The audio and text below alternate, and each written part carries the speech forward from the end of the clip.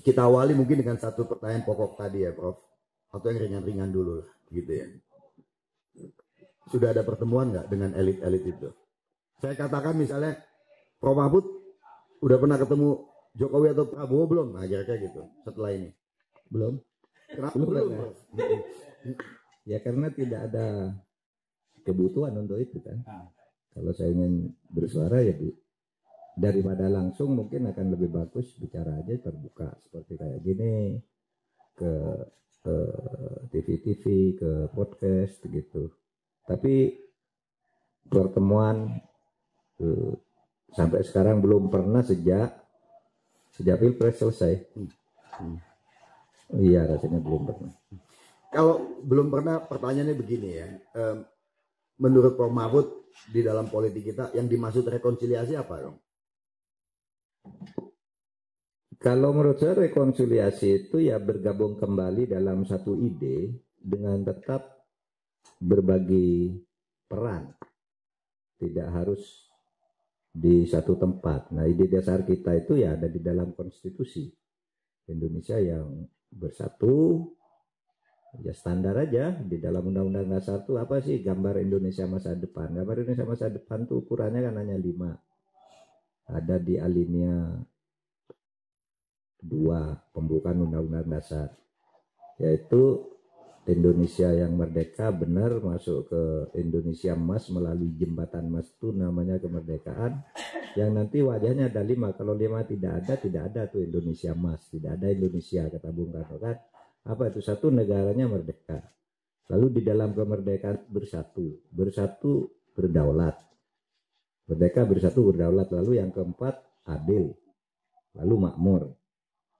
Nah kalau rekonsiliasi itu dimanapun tempatnya, kalau tujuannya itu kita bisa berbeda, bisa bisa saling berlawanan program dan sebagainya, tapi tujuannya kan sama. Kalau saya rekonsiliasi harus diartikan begitu, tidak harus bersatu dalam satu program yang sama gitu ya, apalagi organisasi yang sama, koalisi yang sama misalnya. Kalau saya mengartikannya sederhana itu, saya tidak terlalu jelimet sih kalau teori-teori gitu ya, sederhana gitu aja taunya. Teman-teman yang setuju boleh tepuk tangan. Yang nggak setuju boleh angkat tangan juga. Tapi menarik karena saya melihat kan sebetulnya kita semua melihat, bukan cuma saya. Ada keinginan-keinginan sebetulnya dengan argumentasi bahwa kita perlu bersatu untuk membangun bangsa dan sebagainya, maka harus ada di satu barisan. Pertanyaan bagi yang lain kan adalah lalu kemarin itu kompetisinya untuk apa? Kan kira-kira begitu kan. Jadi Prof Mahfud lebih memilih untuk tetap berada di luar dengan gagasan yang memang pernah disampaikan, berjuang untuk mewujudkan itu.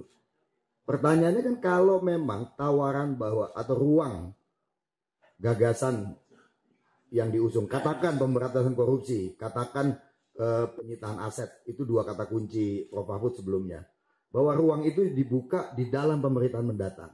Kenapa enggak? Memang ada 2 pendapat kayak gitu di kalangan teman-teman. Saya kira yang di sini pun bisa berbeda. Teman-teman tokoh-tokoh LSM yang datang kepada saya, orang-orang kampus kan mendua juga. Ada yang katakan, Pak Mahfud, kalau Anda tidak di dalam rugi, lalu siapa cantolan kami di dalam? Selama ini Anda yang ini. Tapi ada yang bilang, oh jangan Pak, ngapain ke situ? Bapak kan sudah berjuang sebagai ini. Nah oleh sebab itu saya standar aja jawabannya. Pertama, saya akan terus berjuang dimanapun. Karena berjuang itu tidak harus bergabung dan tidak harus berpisah juga.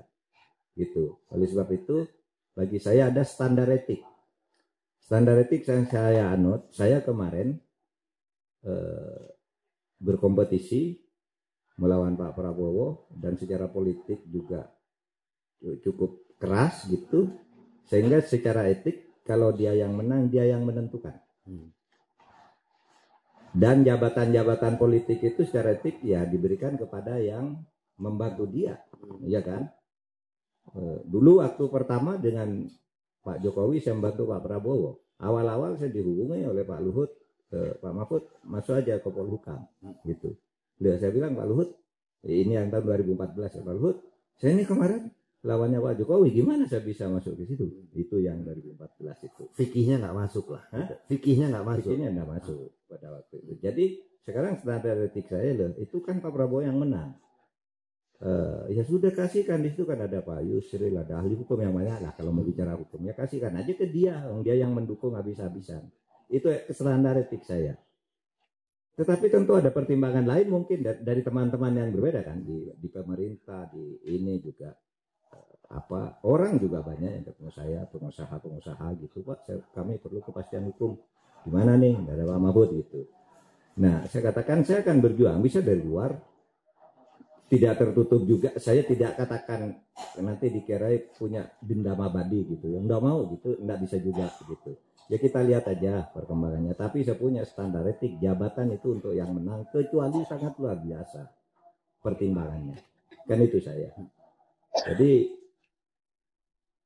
saya juga ditanya gitu kemarin di Singapura. Siapa yang tanya? Oleh orang-orang Indonesia. Saya kemarin kan bicara di Singapura di ICS itu, LIPI-nya Indonesia lah. Saya bicara di situ. Saya tanya, Bapak mau masuk enggak kalau ini? Ya saya jawab begitu, standar etik bagi saya, yang saya anut, dia menang, dia yang menentukan, dan saya tidak boleh mengganggu juga. Saya merasa ketika pencalonan, saya merasa saya lebih baik dari dia, tapi rakyat mengatakan dia yang lebih baik, ya sudah kan gitu kan. Itu cara kita berkeadaban, saya bilang. Kalau saya merasa lebih baik, kalah masih mau ngotot juga kan tidak bagus. Ikuti aja mekanisme konstitusi agar negaranya berjalan. Gitu aja menurut saya. Berdasarkan prinsip itu ya, Prof. Ke depan ini, memang ada nggak sih peluang perbaikan, perubahan? Satu, di bidang hukum. Yang kedua, bagaimana rakyat percaya kembali pada penegakan hukum, terutama isu-isu korupsi. Atau memang kita udah ngelihat ke depan tuh ya suram aja. Ya, jadi begini, saya itu pernah menulis dulu di Harian Kompas, udah lama sih, bahwa saya itu agak malas bicara kita ini mau apa gitu. Apa jalan keluar dari persoalan kita sekarang ini? Saya bilang itu teorinya sudah habis, di gudang tuh udah habis. Gudang teori itu udah habis dikeluarkan semua untuk membangun Indonesia ini. Coba di bidang hukum dulu dikatakan pokoknya sekarang Komnas HAM harus dimandirikan. Dibuat undang-undang Komnas HAM mandiri, dijamin oleh undang-undang dasar gitu. Itu di awal-awal kan. Kita harus buat KPK gitu kan. Buat LPSK, buat apa semua, Mahkamah Konstitusi dibuat, Komisi Yudisial dibuat, itu maunya dulu kan memperbaiki. Setiap ada usul yang dianggap bagus menjadi pengalaman negara lain dijadikan undang-undang di sini. Tapi kok selalu gagal, sehingga saya tidak tahu kalau ditanya apa Pak teorinya yang bisa menjawab. Tidak ada, di gudang udah habis saya bilang. Di gudang udah habis untuk Indonesia, tidak ada teori lagi udah. Kalau saya di bidang saya tidak banyak berteori, bertindak. Sejauh yang bisa saya lakukan di bidang saya bertindak gitu aja. Kalau Anda tanya teori lagi udah habis, coba kemukakan kepada saya apa aja teori pembangunan hukum yang tidak dipakai di Indonesia. Dipakai semua, dimasukkan ke undang-undang semua. Tidak ada yang tidak masuk. Bahkan dua tradisi hukum yang tidak sama sebenarnya. Jiwanya, tradisi Anglo-Saxon, tradisi Eropa kontinental kan agaknya tidak sama dasarnya. Tapi masuk semua tuh. Nah, ini masuk di sini, ini masuk di sini. Terus, Anda tahu saya. Makanya saya datang ke sini mau tanya, ini mau apa kita ini? Nggak ada teorinya. Coba siapa yang punya teori sekarang? Nggak ada. Seminar di mana-mana cari teori, nggak ada juga. Ketika di Singapura dia nggak tahu, makanya saya datang ke sini, tolong dong diberitahu Indonesia ini mau apa, saya bilang. Kalau Anda tanya ke saya bertindak menurut kewenangan saya. Hukum itu bagi saya penegakannya aja, implementasinya. Sehingga karena begini, kalau bicara sejarah itu ya, kenapa dulu munculnya Prabowo dengan Jokowi di tahun 2014. Waktu itu saya dihantam habis karena saya dukung Prabowo. Iya, sama sini juga Pak. Sama sini juga dihantam. Oh iya kan? 2014 kan? 2014 dihantam habis. Saya bilang Prabowo, karena pendekatan Prabowo itu bukan populisme tapi strukturalis dari segi penegakan hukum itu kan ada 3 tuh teorinya. Satu legal substance, legal structure, legal culture. Nah, legal substance semua aturan sudah kita buat nih. Kita perlu legal structure-nya, dan sejauh pengenalan saya, diskusi-diskusi saya dengan Prabowo itu mengarut yang strukturnalis ini. Strukturnya harus diperbaiki, pejabat, hakim, harus ditindak tegas, ditata dengan tegas. Nah, saya bilang sama Pak Prabowo, kalau itu cocok, salaman. Terus saya jadi ketua itunya. Pak, di sisi lain Pak Jokowi populis menurut saya waktu itu rumusannya. Dia lebih ke bawah, masuk ke gorong-gorong, masuk apa. Dan yang salah LSM juga ini nih, LSM juga. Wartawan juga salah, orang masuk gorong-gorong kok tiba-tiba fotonya menyebar di semua media, berarti itu direkayasa. Nah, mungkin orang masuk gorong-gorong kok semua wartawan tahu, datang semua gitu kan. Nah, ini saya bilang waktu itu saya diserang habis-habisan kan ketika saya dengan ketika saya dulu dukung Prabowo dulu serang habis. Nah, sekarang saya tidak dukung Prabowo, saya jadi diri sendiri gitu. Ya sudah gitu, namanya politik nggak apa-apa gitu. Tapi bagi saya kalau dari sudut hukum itu ya penegakan hukum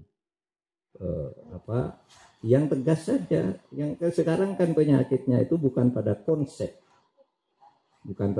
mau diapakan ini pelaksanaannya, atau kalau mau ditanya konsepnya, konsep membenahi strukturnya itu yang di tengah ini, yang bukan legal substance.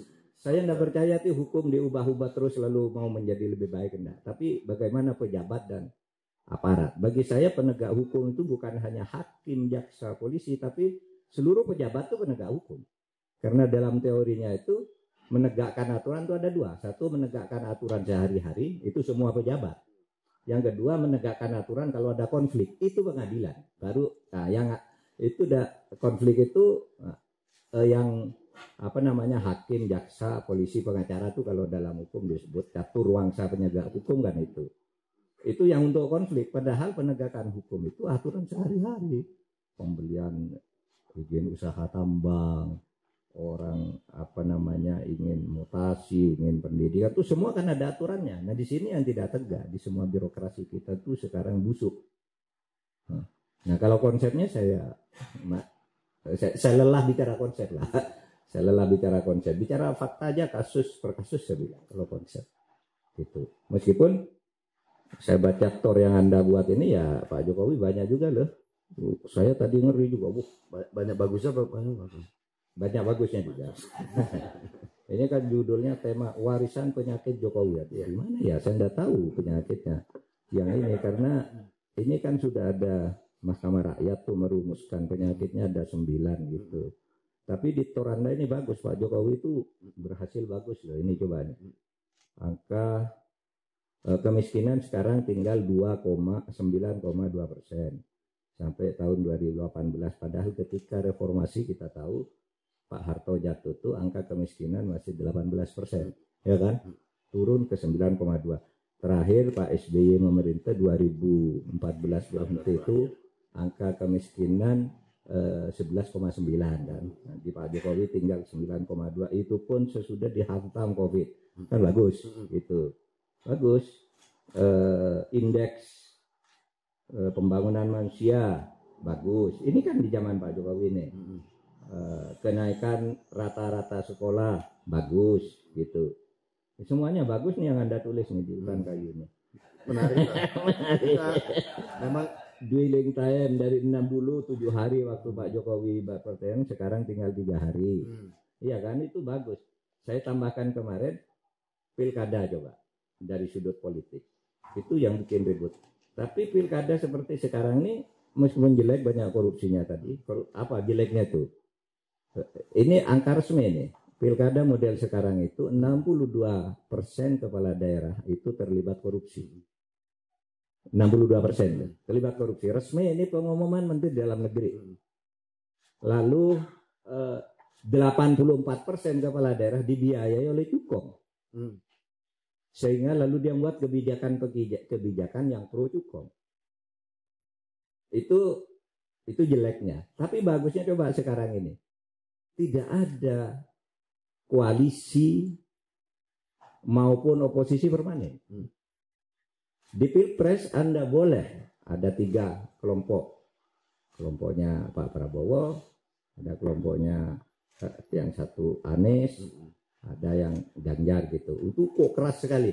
Tapi ketika sekarang nggak bisa menghindar bahwa Anda boleh bermusuhan di Jakarta, tapi di Jawa Timur bersatu, di Jawa Tengah bersatu.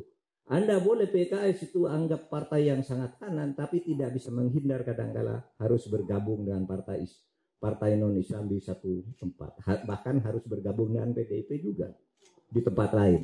Nah itu bagus juga kan, integrasi kita tuh enak gitu. Nggak ada lagi kotak-kotak gitu. Ideologi kita terjaga dengan cara-cara seperti itu. Bahwa itu ada penyakit kolusinya. Itu ya sendiri. Jadi ya faktanya begitu menurut saya. Kalau kita bicara apakah Pak Jokowi benar jelek semua, enggak juga ya. Kalau saya merumuskan sama nih yang saya pikirkan ketika saya akan ke sini, ini ya sudah ditulis dengan bagus. Kerusakan itu kira-kira dimulai pada pertengahan 2003 yang tampak 2023. Sebelum itu kan baik-baik saja nih. Semuanya mendukung, bahkan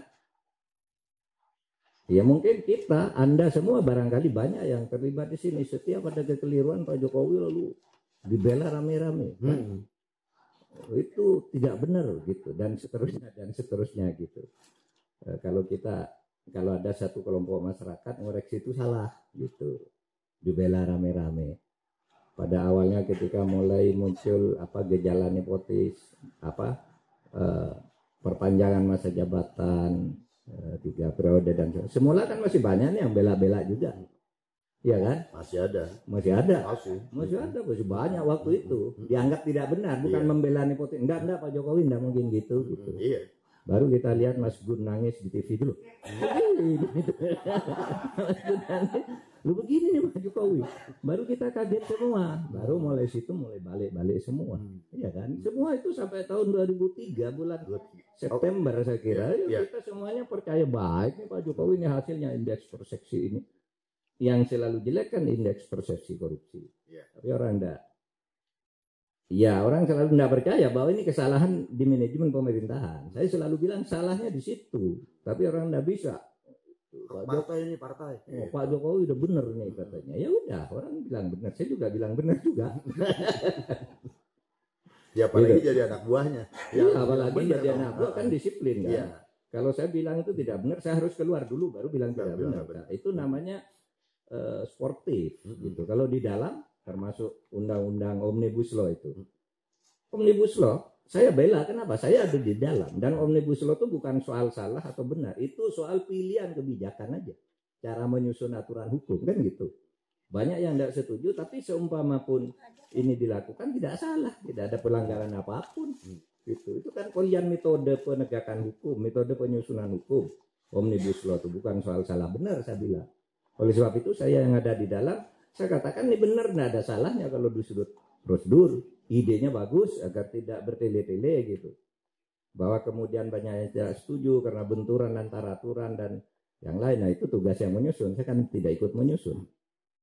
Nah kayak gitu sportivitas yang saya tunjukkan kepada negara. Gitu. Saya ikut, ya harus saya jelaskan. Kenapa alasannya ini sebagai kebijakan hukum. Tapi kalau pelanggaran hukum bukan kebijakan hukum, ya saya hantam aja siapa aja. Teman sendiri, sesama kabinet, pejabat apa, ya saya hantam aja kan gitu. Nggak ada urusan kalau sudah penekan. Tapi kalau urusan pilihan kebijakan itu karena dia menang. Yang menang itu secara politis punya konsekuensi bahwa dia berhak menentukan kebijakan yang sifatnya pilihan. Itu yang menang. Kalau Anda tidak setuju, ya Anda yang harus menang kan gitu. Anda kalah kok gimana? Biar negara berjalan maksud saya. Makanya begitu cara saya menyikapi dan bekerja. Terima kasih Pak Mahfud. Saya akan buka 3 sesi saya kira ya. Waktunya biar cukup panjang untuk teman-teman. sesi 1 mungkin 4 dulu lah gitu, jadi supaya ada 12 pertanyaan. 12 kayaknya angka yang bagus. Tapi sedikit saja sebelum ke teman-teman semua, karena tadi Prof. Mahfud menyinggung tentang kemiskinan, ini memang agak lucu juga nih di soal tingkat penurunan kemiskinan di Indonesia. Banyak ahli bersepakat bahwa yang dimaksud itu adalah kemiskinan ekstrim. Yang dimaksud kemiskinan ekstrim adalah kalau 1 bulan pengeluaran kita itu per kepala mencapai 320.000. Kalau di atas 320 ribuan itu sudah tidak miskin ekstrim, tapi masih miskin. Gitu. Lalu siapa yang dimaksud oleh kelas menengah? Oke, kemiskinan nanti adalah yang 520 ribuan per kepala. Tapi siapa yang dimaksud kelas menengah bawah? Yang berarti nggak dapat BPJS gratis, nggak dapat bansos dan macam-macam. Itu yang per bulannya adalah 1 keluarga, bukan per kepala. 1,5 juta rupiah. Jadi pengeluaran 1,5 juta rupiah itu udah menengah bawah. Kalau 1 keluarga itu 4, artinya kan sebetulnya udah 2 juta, ya dia udah bukan miskin lagi. Padahal yang disebut miskin adalah 520.000 per kepala. Nah, itu memang agak-agak membingungkan sebetulnya definisi kemiskinan, dan kita masih pakai memang standar angka yang cukup kecil ya Prof. Ya, kecil. Gitu ya, bukan sesuai yang dianjurkan oleh katakan World Bank gitu ya, Bank Dunia yang nggak punya ATM itu. Gitu. Jadi itu dia lebih tinggi. Nah kalau kita pakai angka katakan 2,5 saya kira ya, $2,5 per kepala, ya jumlah 102 lebih dari 40%. Lebih dari 40% orang Indonesia miskin kalau pakai ukuran World Bank. Kalau pakai ukuran itu, jadi dalam tanda kutip, untungnya teman-teman semua masih ditopang oleh pinjol hidupnya. Gitu. Pinjol 1 gagal, pindah pinjol lain. Pinjol ini gagal, pindah pay letter. Jadi itu terus gitu. Ada banyak sekali fasilitas-fasilitas memperpanjang nafas kita gitu loh. Dengan demikian angka ekonomi juga tetap terjaga pertumbuhannya. Setiap hari di jalan tol saya ngeliat mobil kargo, itu berarti belanja online, hidup terus, jalan, macet. Berarti bensin dibakar, uang jalan. Jadi ekonomi akan tetap baik pertumbuhannya. Persoalannya sebetulnya kita miskin atau enggak, itu kita semua ngalamin. Gitu. Miskin ya miskin aja. Saya kira silakan, ada 4 teman duluan. 1 Marlin, yang kedua Bung Tabrani, Mas Ikrar, 1 lagi siapa? Biar 4 nih. Kalau 3 kayak Pilpres. Marlin silakan Marlin.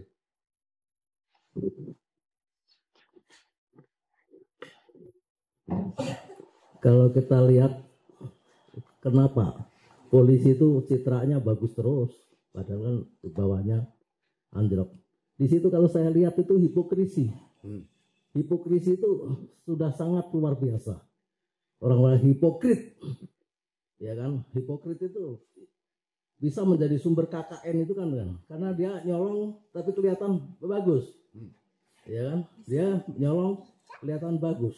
Profesional itu. Ya, dan kenapa kita bisa ini? Karena kita udah jadi Dracula, udah pada gigit darahnya itu udah vampir semua udah jadi sulit kita. Ini itu saja nanti ya, mungkin Pak Mahfud ya sambil bisa menjelaskan. Terima kasih. Terima kasih Bung Marlin Dinamikanto, lalu Bung Julius Ibrani. Silakan Bung Julius Ibrani dari PBHI. Terima kasih Bung Alif. Saya sini biar kelihatan. Ada membelakangi Prof, gak enak, gak sopan. Izin Prof. Jadi di mana? Di sini aja, oke. Oh ada gitu-gitu, oke. Gini, saya Julius Ibrani dari PBHI. Terakhir ketemu Prof sebelum jadi penguasa itu 2015, Prof. Kita waktu itu 2015 mempersiapkan seleksi pimpinan KPK pasca BW sama Abraham Samad kena kriminalisasi. Lalu Sri Kandi Jokowi dibentuk. Jadi akhirnya itu diskusi panjang kita di Matraman waktu itu kalau nggak salah. Tapi kita lihat masyarakat sipil sekarang sudah terdesak di ujung. Segala bentuk korupsi itu sudah state capture, bahkan sudah diregulasikan. Lalu pelanggaran HAM semua sudah state capture juga. Kalau dulu mungkin sebut nama Alif dan segala macam tangkap, kalau dia berisik ngomongin Papua tangkap. Tapi sekarang semua sudah masuk regulasi RKUHP baru dan yang lain. Dan terakhir kita menghadapi situasi di mana pendekatan negara terhadap kekritisan masyarakat itu menggunakan pendekatan sekuritisasi. Yang maju ke depan bukan negosiator lagi, tapi TNI dan Polri. Yang kita tahu per Senin kemarin surprise-nya udah naik tuh dari presiden tuh. Di mana ada perluasan kewenangan, ada civil surveillance yang ilegal dan segala macam. Nah, semua masalah ini kita kulik nih Prof. Kita berhasil ngobrol. Tapi yang kita lupa bahas hari ini adalah di mana letak keadilan yang bisa kita capai. Apa forumnya? Siapa tokohnya? Waktu itu saya sama Prof. Ikrar bahas hasil survei Indopol ya. Waktu itu kita banyak menentang kebijakan Jokowi, disitu ada Prof. Mahfud juga, mulai dari soal PPHAM lah, revisi Undang-Undang KPK dan yang lain. Tapi kami masih mendengar hasil survei Indopol, masyarakat merindukan suara berisik dari dalam. Nah, gitu. Itu secerca harapan, karena kalau yang luar ngomong pasti LSM dan anti kekuasaan dan itu. Prof sempat jadi satu celah di situ, bicara soal korupsi berapa triliun, bongkar ini, bongkar itu, dan itu jadi satu tanda kutip pemantik masyarakat untuk mencari ruang keadilan dan kebenaran. Nah, kalau kondisinya semua sudah state capture begini, Prof, kira-kira kita punya apa ke depan? Kan kalau pemilunya kita runyam seperti ini, apa iya nanti komposisi formasi pemerintahan dan parlemen juga akan memberikan ruang yang sama dengan transparansi dan partisipasi publik? Saya pikir enggak. Kan lucu, hari ini Menko Polhukam mengundang masyarakat sipil uji publik, tapi surprise-nya udah terbang gitu. Jadi disetujuin dulu, ujinya belakangan. Nah, ini kan logika perundang-undangan yang terbalik. RUU TNI dan Polri, catatan kita banyak sekali sampai 44 halaman di situ. Nah, artinya seolah-olah ini kita udah nggak punya ruang untuk bicara keadilan. Jadi kalau Karlina Supeli bilang keadilan itu harus berangkat dari kita diri sendiri, kita dulu adil, kayaknya nggak cukup loh. Kita udah adil nih, adil, tapi kita adil disikat juga nih. Alif dibajak juga WA-nya, yang lain juga kena dihajar, pajaknya semua diperiksa kan gitu, kena kriminalisasi. Ke depan di mana ruang-ruang keadilan itu bisa kita capai, Prof? Gitu, terima kasih. Terima kasih, Bung. Ada RUU Polri, RUU TNI, dan satu lagi sebenarnya penyiaran. Ini masalah. Udah kan? Prof. Fikar, silakan Prof. Ya, terima kasih. DPA yang baru, silakan. Ini kebetulan Prof. Mahfud nih mantan orang dalam. Yang berisik kalau Julius bilang. Ya. Dan terus terang saya terkaget-kaget ya Pak ya. Seperti yang kemarin dikemukakan oleh Pak Nuh ya. Mantan Rektor ITS yang menjadi Menteri Pendidikan dan Kebudayaan ya. Yang beliau menyatakan bahwa 52% anggaran pendidikan itu dipakai untuk dana desa. Pertanyaan saya apakah itu benar ya, dan kemudian kalau benar apakah kemudian Bapak Ibu anggota kabinet itu membahas soal itu, dan kemudian untuk apa gitu kan? Sebab kecurigaan kita kan dipakai untuk pemilu kemarin gitu kan. Itu satu ya. Kedua ya, tadi melanjutkan pembicaraan sebelumnya, kalau memang di era Jokowi itu 9% masyarakat Indonesia miskin, mengapa kemudian penggunaan untuk kemenangan pemilu, whether you like it or not, memang mayoritas dengan bansos?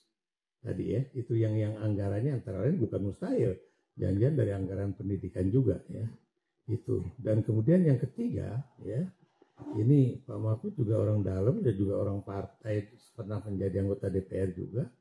Ini kok agak aneh nih, sebab tampaknya bukan cuma eksekutif yang dimainkan ya, maksud saya pimpinan partai yang berada di eksekutif, tapi kemudian sekarang anggota-anggota parlemen ya, termasuk dari PDIP ya, saya agak keras ya ketika salah seorang anggota PDIP itu kemudian katanya mendukung undang-undang penyiaran gara-gara ada masukan ya, kepada DPR bahwa ini akan mengganggu proses pengadilan gitu kan. Loh, Saya bilang undang-undang penyiaran itu nothing to do dengan persoalan pengadilan. Kalau persoalan pengadilan itu kan kalau memang pemberitaannya yang nggak benar kan juga pasti nggak benar aja. Dan ini udah terbukti dengan kasus Vina kemarin ya. Bagaimana akhirnya yang digadang-gadang untuk menjadi tertuduh akhirnya bisa menang. Dan itu menurut saya itulah kebahagiaan saya kemarin ya, ketika dinyatakan itu batal demi hukum ya. Tapi kalau kita perhatikan yang tadi Anda katakan ya, kita berbusa-busa nih Prof bicara mengenai RUU TNI, RUU Polri ya. Memang nggak banyak yang direvisi ya, cuma 2 pasal untuk undang-undang TNI, cuma beberapa pasal untuk undang-undang Polri. Tapi itu akan juga menimbulkan kembali persoalan, bukan cuma persoalan di multifungsi ABRI atau single atau only one function, the military is running everything ya, kayak masa Orde Baru ya. Tapi ini persoalan antara TNI Polri juga akan berkembang lagi ya. Dan ini juga saya juga heran nih, belum apa-apa Panglima TNI udah dengan gagah berani mengatakan dalam kasus pembunuhan wartawan di Sumatera Utara, di Karo, nggak ada anggota TNI yang terlibat. Padahal dalam acara dialog di Metro TV semalam ya, jelas dinyatakan bahwa memang ada anggota TNI yang terlibat.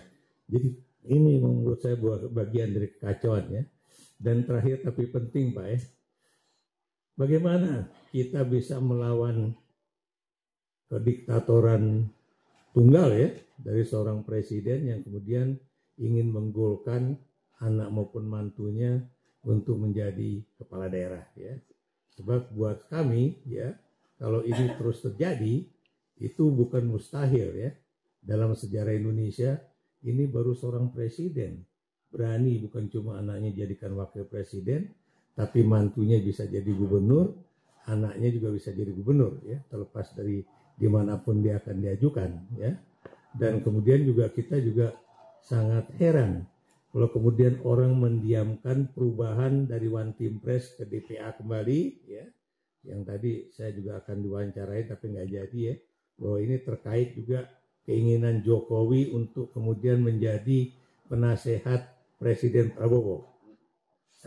Jawaban saya sih singkat aja tadi, kalau saya diwawancarain saya bilang kalau saya jadi Prabowo bego banget kalau kemudian dia ngangkat Jokowi jadi penasehat ya, karena kita tahu persis Jokowi ingin memantau agar Prabowo tetap mempertahankan anaknya supaya anaknya bisa jadi calon presiden pada 2029 mendatang ya. Karena buat saya terus terang Pak ya, ini baru satu kali dalam sejarah Indonesia ya, seseorang yang begitu nekat untuk kemudian tanpa malu-malu ya, tanpa takut-takut ya, apa yang akan terjadi setelah Oktober 2024 ini ya, apa yang terjadi dengan dia ya.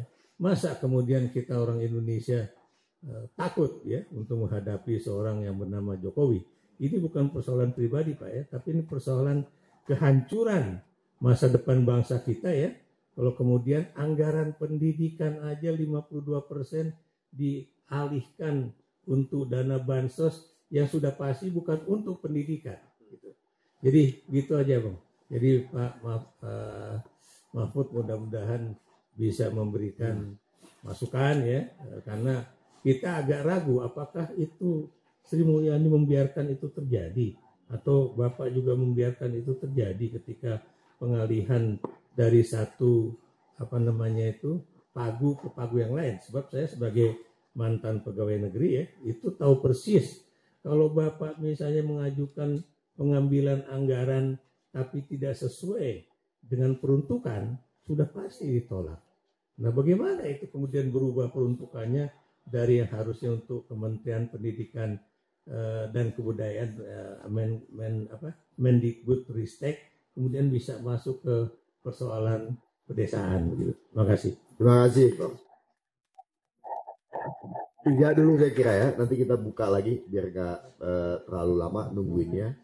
Untuk teman-teman yang nggak tahu kasus Vina Cirebon, lalu kemudian terbunuhnya wartawan TV di Karo, Sumatera Utara, yang rumahnya terbakar itu, searching sendiri ya.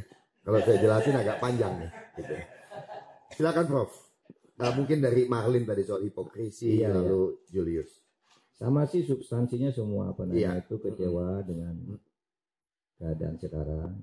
Itu juga karena antara lainnya hipokrisi kita. Tapi lagi saya tanya kepada kita semua, ini gimana caranya menghilangkan hipokrisi ini? Kita sendiri secara pribadi rasanya sudah berusaha untuk tidak hipokrit, gitu ya. Tapi kan itu terjadi di mana-mana. Ya taruhlah orang yang tadinya sangat anti, misalnya di fungsi, yang menganggap sekarang yang sudah dilakukan pemisahan TNI, Polri dan seterusnya udah dulu tepat gitu, sekarang malah balik mendukung gitu. Itu contoh dari hipokrisi yang ekstrim, karena kita bisa menyebut nama ini dulu kan ini yang paling anti, kok sekarang jadi paling mendukung gitu. Ya itu persoalan kita, tapi selalu persoalannya di situ. Ada yang dulu orang tahun 2014 maki-maki Prabowo dengan begitu hebat dan masih terekam jejak digitalnya secara visual gitu, sekarang menjadi pembela Pak Prabowo yang nomor 1 gitu. Itu kan hipokrisi juga gitu. Oleh sebab itu ya sekarang sudah sama dengan saya sekarang ini sedang baca bukunya Bung Hatta, karya lengkap Bung Hatta yang diterbitkan oleh UP3IS. Ini mau dibahas tanggal 15 Agustus di launching, lalu mau dibahasnya. Saya melihat apa yang dikatakan oleh Bung Hatta tahun 2016. Ingat loh kata Bung Hatta bahwa kalau kita salah mengelola demokrasi itu bisa digunakan untuk membunuh demokrasi. Jadi yang sekarang sering dikatakan oleh Pak William D. Riddle misalnya ya, atau tokoh-tokoh kita sekarang nih, demokrasi membunuh demokrasi, itu Pak Hatta sudah mengingatkan tuh ketika peresmian majalah atau koran Daulat Rakyat. Pidato pertamanya itu, kita akan menyongsong Daulat Rakyat namanya. Beda kata dia, Daulat Rakyat dengan demokrasi beda. Tapi dia katakan, tapi hati-hati loh, kita punya cara sendiri, jangan ikut kayak Barat. Kalau di Barat tuh Daulat Rakyat bisa membunuh Daulat Rakyat gitu. Nah sekarang ini sedang terjadi. Seluruh hal-hal yang kita keluhkan itu disahkan oleh DPR dengan menggunakan kekuatan parpol yang tidak disetujui gitu. Ya DPR suruh tidak setuju, yang setuju sehingga rakyat kalau tidak ada lagi lewat mana gitu. Itu sama karena hipokrisi itu tadi. Tapi kembali ini apa tuh teorinya gitu. Kan saya selalu tanya, kalau saya bicara teori sudah habis. Tapi kalau saya kasus per kasus sejauh ada dalam kewenangan saya ya saya lakukan, saya tindak. Saya bisa berisik lah. Saya selalu berisik di luar maupun di dalam, saya terus berisik gitu. Sehingga itu tadi nyolong tapi kelihatan bagus. Kita nyolong tapi kelihatan. Ya itu tadi. Gitu. Gimana saya itu ngajukan RUU perampasan aset dan pemberantasan uang kartal. Dulu pemberantasan uang kartal itu sebenarnya saya terinspirasi dari ide seorang gubernur di Indonesia Timur itu menurunkan uang negara dalam bentuk tunai, lalu dibawa ke Singapura, ditukar menjadi uang Singapura, masuk ke rumah judi, lalu pulangnya uang dibawa tunai dan laporan menang judi. Padahal itu uang negara. Masuk ke rekening dia, ini menang judi, ini buktinya saya ke Singapura, ini buktinya check in di rumah judi gitu. Wah kalau gitu ini pembatasan uang, sekarang setiap transaksi harus lewat bank. Dari siapa, rekening nomor berapa, ke rekening nomor berapa, milik siapa, untuk apa. Itu ditolak di DPR. Sampai sekarang tuh ngompet tuh undang-undang. Itu sudah masuk prioritas. Lalu perampasan aset juga. Perampasan aset tuh, ya itu saudara tahu. Ketika di DPR, saya bilang kalau mau ini langkah kecil aja lah undang-undang perampasan aset. Ini pemerintah ingin perampasan aset. Lalu kan ada seorang namanya Hinca Panjaitan di DPR tuh masih. Kalau saudara lihat di DPR ketika saya berdebat, Pemerintah tuh jangan ngomong aja. Kalau mau undang-undang perampasan aset, ajukan RUU-nya sekarang, langsung kami sahkan. Kalau enggak, kalau kira-kira Bapak khawatir MPR enggak, DPR enggak mau, kami pemerintah silakan keluarkan Perpu. Lalu saya bilang, pemerintah tuh sudah ngajukan sejak tahun 2020, saya bilang. Ini sudah tahun 2023, belum ada sahkan. Tapi kalau Anda mau minta lagi surat dari pemerintah, segera buat. Kami buat. Sampai sekarang tidak ada kabarnya. Sampai hari ini. Padahal kata dia, begitu dia suratnya, mau kami bahas. Nggak ada, hilang. Hipokrisi kan itu. Terus mau apa kita? Mau pakai teori apa? Teori ketatanegaraan apa yang mau dipakai? Gitu. Itu yang saya katakan. Saya tuh kalau sudah lelah gitu sering berpikir gini kan. Saya itu ikut teori yang teori abal-abal. Pengkhianat itu pasti melahirkan pengkhianat. Kerjasama antara para pengkhianat akan dikhianati oleh pengkhianat yang ada di dalamnya. Itu sebenarnya kalau ikut Mas Guntur di NU itu ada solawatnya itu. Solawatnya itu gini. Wa asgilid dzalimin bidzalimin. Ya Allah, jadikanlah orang-orang jahat itu bertengkar di antara mereka dan selamatkan kami dari mereka sehingga kami muncul nanti untuk ikut memperbaiki karena pengkhianatan di antara para pengkhianat ini. Itu kan solawatnya Mas Guntur kan itu. Doanya di mana? Wasgilid dzalimin bidzalimin itu. Buat mereka tuh bertengkar. Akan melahirkan pengkhianat. Kerjasama dua pengkhianat itu akan melahirkan pengkhianatan. Dari pengkhianat satunya, kalau rakyatnya udah habis dimakan, tidak ada yang dimakan lagi, berkhianat di antara mereka. Karena ini iblis ini. Nah, kadang-kala saya ikut teori itu. Ya udahlah, biarin aja nanti kan hancur sendiri, gitu kan? Alam akan menuntun kepada kehancuran terkadang. Tapi itu terkadang aja saya berpikir gitu, karena kita harus berjuang. Apa yang bisa saya perjuangkan, saya katakan ya katakan aja. Gitu. Karena kalau Anda tanya ke saya, Anda gimana sekarang gitu seperti tadi, mau di dalam, di luar atau di mana? Ada lagi tuh ilmunya NU-nya Mas Guntur Romli. Itu apa?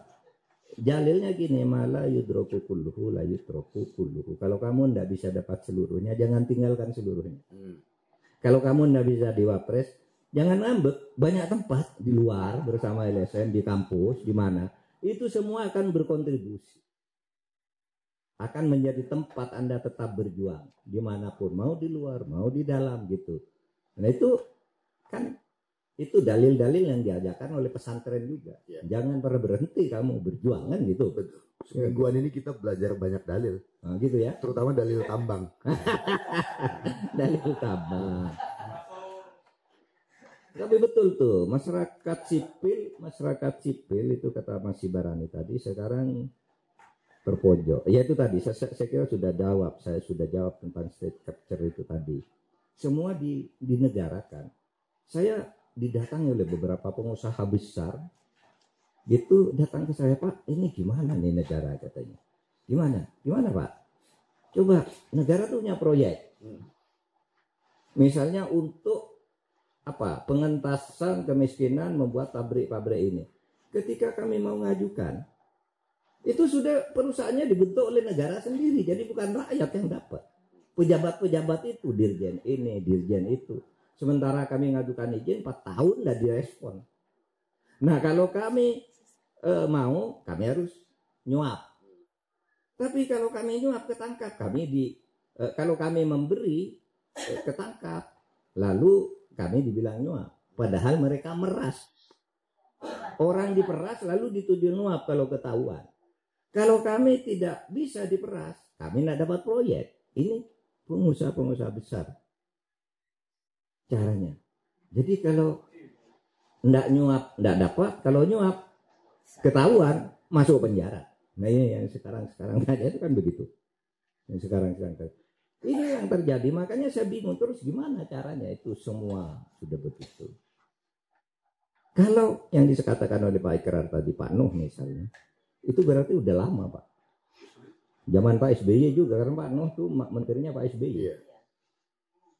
Pak Nuh tuh menterinya Pak SBY. Berarti udah lama tuh pengalian itu. Dan kalau ditanya apakah menteri tidak tahu, enggak Pak.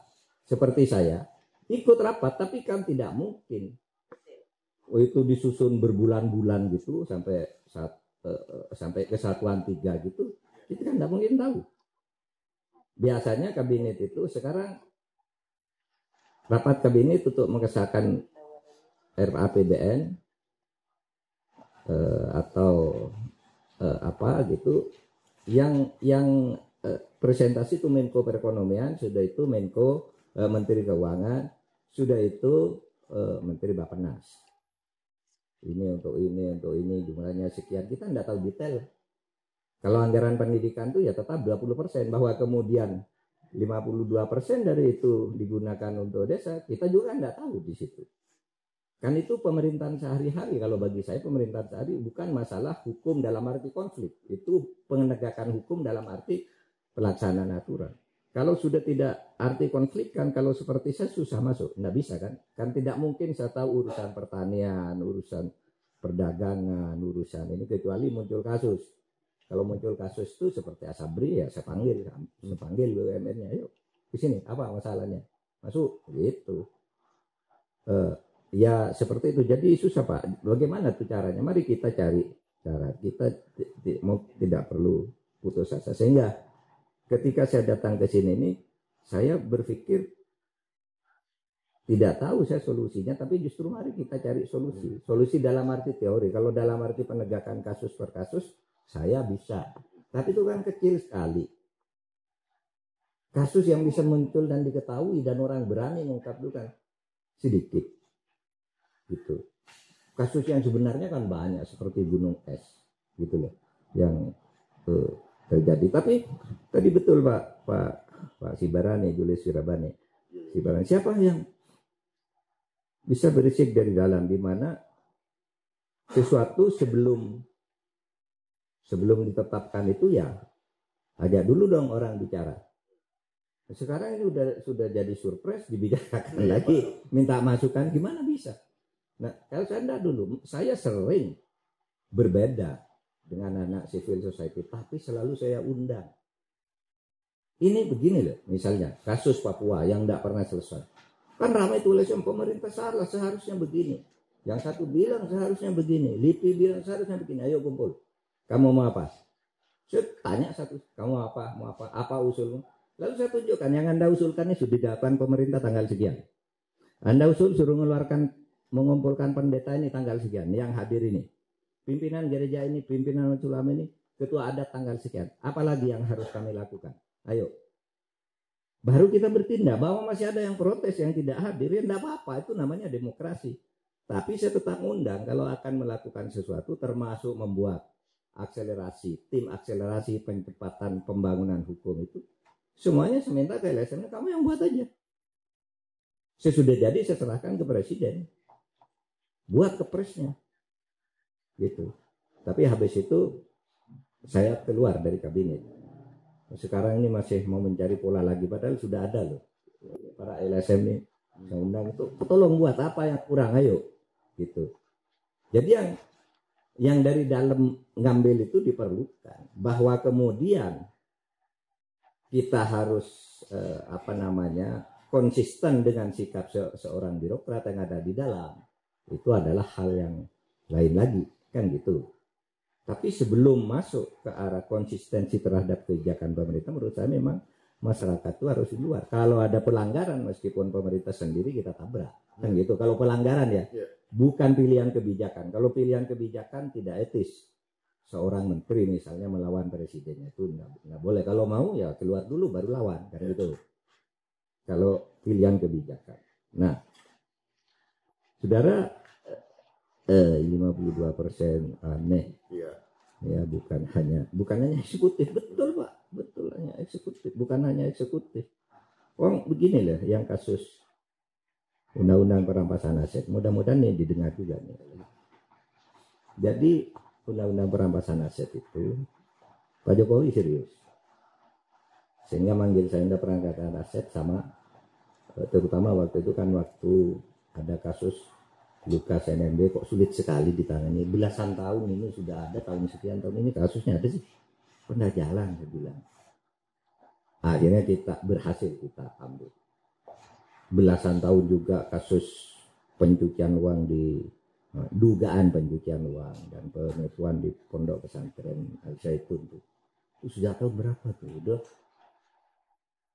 Udah belasan tahun juga selama reformasi lah itu. Begitu gitu. Dari selesaikannya. Coba masalahnya ya kita selesaikan masuk sekarang. Nah, undang-undang perampasan aset ini kan sudah lama tuh. Kita ajukan di awal periode saya pada tahun 2020 awal tuh udah masuk prioritas nasional. Dua undang-undang ini. Tapi kemudian di akhir tahun itu Ketua Balik Pak Supratman datang ke saya, Pak Mahfud, Pak Menko katanya, DPR setuju Balik untuk membahas RUU ini. Tapi kita bagi dua. Yang untuk perampasan aset pemerintah yang mengajukan, yang untuk pembatasan pembelanja uang kartal itu karena politik itu kan tidak bisa kalau tidak uang tunai itu biar DPR yang mengajukan, nanti kita perbaiki dulu. Oke, kalau begitu jalan ya gitu. Tapi tidak jalan juga, kita udah ngajukan sejak awal, tidak jalan juga sampai muncul ribut-ribut di DPR ketika Mas Hinca tadi ngantang itu, terus saya kirimi lagi. Nah, Pak Jokowi serius. Pak Mahfud sekarang gini aja deh, ini penting nih undang-undang perampasan aset dan pembatasan uang kartal. Ini baik kalau dalam hal ini. Kenapa Pak? Gini, sekarang ajukan lagi ke DPR. Sudah Pak dulu, buat surat aja kalau kita ajukan lagi, kita ajukan. Kalau ini tidak berhasil, kata Pak Jokowi, nanti kita keluarkan Perpu. Pak Jokowi ini, saya saksinya. Kita keluarkan Perpu agar ini berlaku. 2022 itu sudah. 2023. 2023. Menjelang saya mundur dari kabinet. Ketika bahwa ini akan dikeluarkan Perpu. Nah, terus saya tidak ngikuti lagi. Tapi tantangannya dari partai itu luar biasa. Untuk membuat. Terus mau apa coba? Kita memperbaiki partai. Untuk memperbaiki partai, untuk memperbaiki DPR harus melalui undang-undang. Untuk mengubah undang-undang harus lewat DPR lagi. Ya kan? DPR-nya nggak mau. Nah itu Pak masalah kita tuh. Masalah kita kan di situ. Kecuali kalau kita mau semenang-menang sementara, udah sikat aja sementara. Tapi kalau kebablasan gimana? Kan itu masalah kita sekarang. Itu. Ya.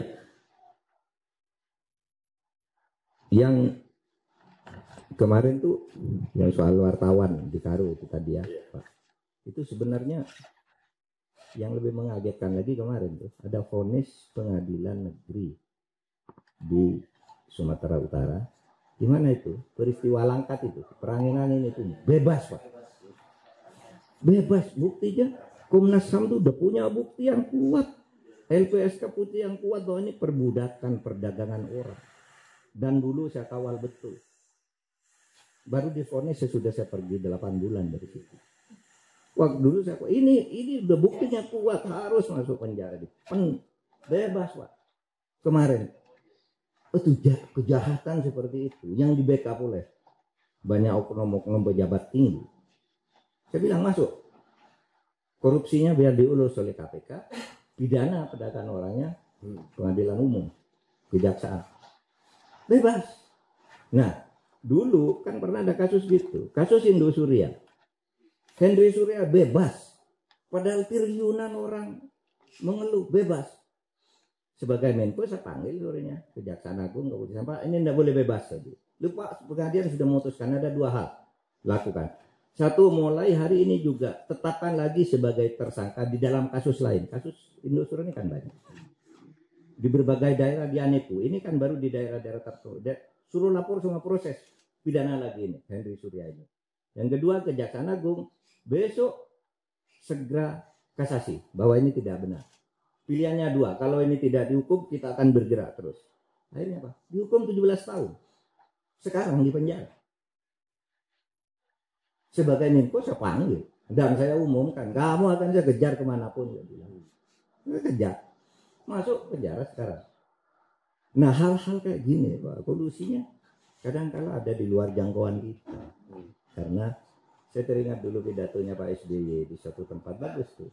Ketika mengumpulkan Pemret, LSM, kan digugat Pak SBY, Anda ini kok ragu sih melakukan tindakan. Kan ada kasus ini, kasus ini, kasus ini.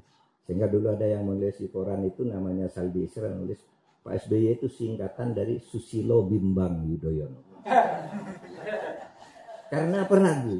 Lalu Pak SBY jawabannya bagus, kumpulkan orang, menjelaskan gitu. Pak ini kan akibat demokrasi. Kalau saya mau ini LSM tidak setuju. Kalau saya mau ini media Anda ini tidak setuju. Kalau saya mau gini profesi itu tidak setuju. Jadi kita harus pelan-pelan mengatur ini agar semuanya berjalan baik. Nah sekarang udah dibiarkan semua. Nggak peduli. Kalau dulu Pak SBY masih ada alasannya dibilang bimbang itu. Ini salahnya kita milih demokrasi. Demokrasi itu harus mendengar semuanya kata dia. Sama seperti saya kan ini demokrasi. Saya mau apa? Saya mau mempersoalkan pengadilan. Nggak boleh dong. Saya mau masuk ngatur DPR. Nggak boleh dong saya eksekutif. Ini kan demokrasi. Gitu. Nah itu masalah kita. Dan di lembaga-lembaga demokrasi itu lalu terjadi kolusi antar institusi, antar pejabat dari orang-orang hipokrit tadi. Ya. Terus kita mau apa? Mari mumpung kita ketemu.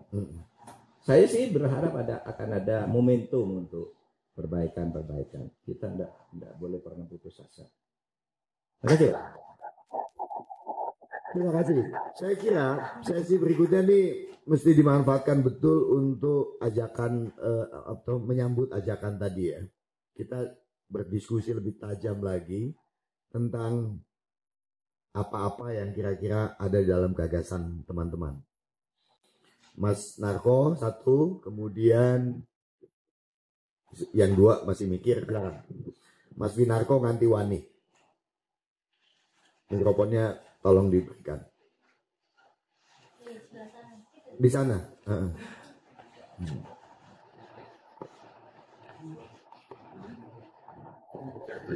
Terima kasih Mas Alif atas kesempatannya. Saya Winarko Ngantiwani. Saya dari Malang, Jawa Timur.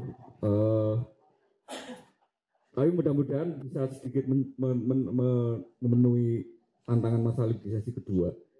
Prof, saya itu gemes sekali karena saya selama 8 bulan ini di Jakarta ada berbagai macam kesempatan yang itu kemudian mengkonfirmasi pengalaman saya selama di daerah.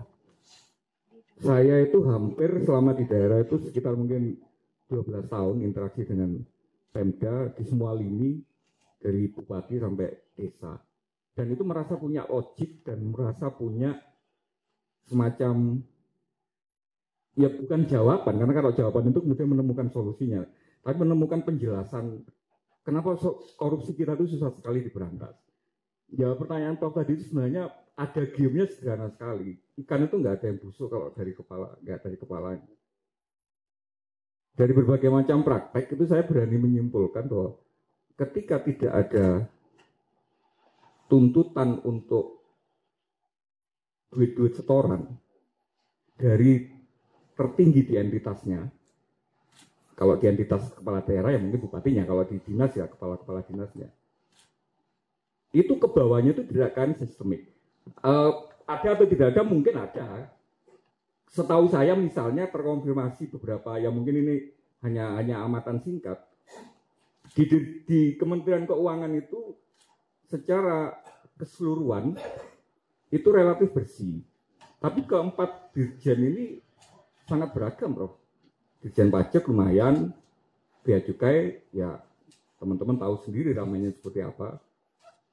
Nah, tapi yang kemudian paling menarik, dan itu menurut saya semacam apa ya, semacam rumah kaca deh, persidangannya YSL kemarin. Itu kan mengkonfirmasi semua bahwa logik yang saya temukan di daerah itu ternyata ya berlaku di tingkat kementerian. Bahwa ketika menterinya itu memang ada membuka ruang untuk itu, meskipun dengan berbagai macam bahasa dia, saya nggak pernah ngomong secara langsung, saya nggak pernah. Tapi logik kekuasaan ketika menterinya itu menginginkan sesuatu, dia cukup ngelirik sebuah tas gitu aja, anak buahnya sudah rebutan untuk saling memenuhi. Yang tidak berani kemudian kita tanyakan adalah hari ini, kalau YSL itu korupsi. YSL. YSL kan merek tas. Oh iya. Kebalik, sorry mas, kebalik. Kalau SJL itu korupsi, ada suaranya nggak ke Jokowi? Teman-teman NGO banyak yang punya data, bro. Mas Dendi berbulan-bulan coba memverifikasi itu. Sebelum rame-rame Gibran dan sebagainya disiapkan sebagai eksekutif, disiapkan sebagai penerus itu, semua sudah teman-teman NGO sudah pada menyium bau busuknya bahwa mereka sudah disiapkan bentuk-bentuk gratifikasi yang kemudian mereka diberi macam-macam. Jadi kasus hukum nggak pernah. Yang memfilmkan kan jadi kasus hukum gitu kan. Yang memfilmkan seolah-olah kemudian jadi masalah itu kan. Sama kayak logiknya yang Kapolda Sumatera Barat ketika ada sebuah kasus, bukan yang melakukan kasus itu yang dipermasalahkan, tapi yang menyebarkan informasi bahwa ada kasus itu yang kemudian dikejar, dicari gitu kan. Nah, hal kayak gini kan sebenarnya bagi hampir semua orang yang ya mungkin di ruangan ini sangat gamblang sekali gitu kan. Tapi kan kemudian tidak pernah tersampaikan. Nah, mungkin untuk membuat langkah ke depannya, saya mau tanya sama Prof. Mahfud, yang hari ini mungkin tidak ada beban mestinya, tidak ada beban kekuasaan apapun. Kira-kira kalau di berbagai macam kementerian sudah terbukti ada korupsi itu, ada suara nggak ke atas? Atau kalau misalnya itu tidak ini, ada nggak operasi yang kemudian secara ini, entah melalui Menko siapa, entah melalui Menteri Koordinator Investasi yang mana, oh cuma satu ya deh Menteri Koordinator Investasi. Itu yang kemudian secara operasi mau tidak mau harus kita simpulkan bahwa nah sepanjang ini kemudian tidak bisa clear, ya saya nggak bisa membayangkan bahwa seluruh kementerian itu bisa seperti kementeriannya Prof atau kementeriannya Bu Sri Mulyani gitu, ke bawah pasti akan sistemik. Mungkin itu aja dari saya. Terima kasih Mas Narko. Jadi kedua, terima kasih Mas Narko. Ini saya mau dengar suara teman-teman perempuan ya, dua, karena tadi satu udah dari sini. Mas Narko ini masih muda sekali, dia baru 8 bulan di Jakarta, sebelumnya di daerah. Nah di daerah itu tadi dia bilang 12 tahun, berarti umurnya baru 12,8 bulan. 12 tahun 8 bulan. Ayo, ada dong teman-temannya. Kak Nong satu, dan Mbak Sandra. Nah, silakan. Terus untuk ada Nia juga, silakan ya. Nong dulu deh. Iya dong. Iya, wah ini ditodong ini. Iya, sebenarnya kalau ya nama saya Nong Darul Mahmada. Jadi sebenarnya kalau kita lihat judulnya itu ngeri, warisan penyakit Jokowi. Sampai banyak yang nanya, wah berani banget katanya hutan kayu. Nah, dan itu sebenarnya seperti yang tadi disampaikan oleh Pak Mahfud, mungkin kita baru bisa merasakan atau mengalami yang namanya penyakit itu di ujung pemerintahan Jokowi.